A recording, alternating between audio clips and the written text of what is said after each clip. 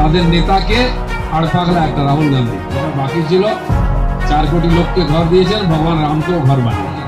মানুষ সারা জীবন ইচ্ছা ছিল একটা বাড়ি হোক, পারেনি, মোদী তার বাড়ি বানিয়ে দিয়েছে। বাড়িতে শৌচালয় বানাতে পারেনি, মোদী বানিয়ে দিয়েছেন। যে মা বোনেরা চোখের জলে রান্না করতেন তার বাড়িতে গ্যাস দিয়েছেন। গরিব চাষিদের কিষাণ সম্মান নিধি দিচ্ছেন। যেটা বাকি ছিল 4 কোটি লোককে ঘর দিয়েছেন, ভগবান রামকেও ঘর বানিয়ে দিলেন। এটা ইতিহাস। তো যে নতুন ভারত গড়ে উঠছে তাতে সমস্ত মানুষের যোগদান আছে, বিশেষ করে যুবক, কৃষক, শ্রমিক, মহিলা, যারা অবহেলিত ছিল আমাদের দেশ। যে যুবকরা নতুন দেশ, নতুন দুনিয়া গড়তে পারে, তাদের কেউ অ্যাপ্রোচ করেনি। তাদের নেতাকে আর পাগলা একটা রাহুল গান্ধী, যে নিজেই কিছু বোঝে না। 50 বছর 54 বছর গাড়ি পেকে গেল, এখনো যুব নেতা, এখনো বাস্তব জানে না কাকে কি বলতে হয়। উল্টা পাল্টা বলে তার সদস্য পদেই চলে যায়। এই যদি নেতা হয় যুবকদের, তাহলে আমাদের যুবকরা যারা চন্দ্রযান বানাচ্ছে, যারা বানাচ্ছে, ভ্যাকসিন বানাচ্ছে, বন্দে ভারত বানাচ্ছে, সেই যুবকদেরকে নেতৃত্ব দেবে। আজকে 72 বছরের একজন বয়স্ক যুবককে তাকে নেতৃত্ব দিতে হচ্ছে। দুজনেই দাঁড়িয়েওয়ালা, দুজনের পার্থক্য দেখুন। আর তারা বলছে মোদি হাটাও দেশ বাঁচাও।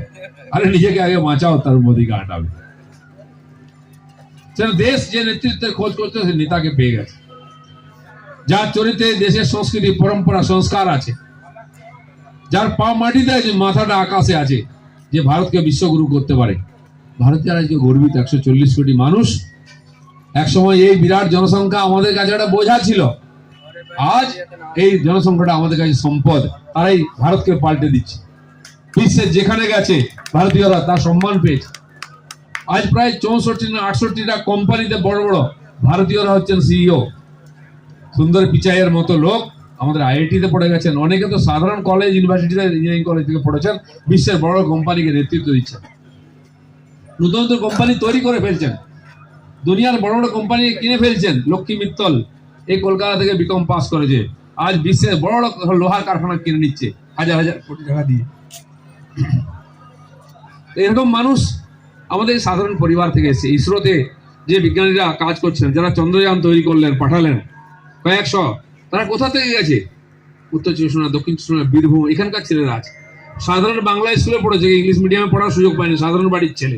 তারাই এই অসাধ্য সাধন করছে। খালি একটা প্রেরণার দরকার ছিল। তাই ভারতবর্ষের সমস্ত শ্রেণীর মানুষ আজকে জেগে উঠেছেন, দেশকে নতুন করে গড়তে চাইছেন, নতুন ভারতকে। তারা চাইছেন ভারত জগৎগুরু হোক। যে যেখানে আছেন সেখান থেকেই পরিশ্রম করে কাজ করছেন।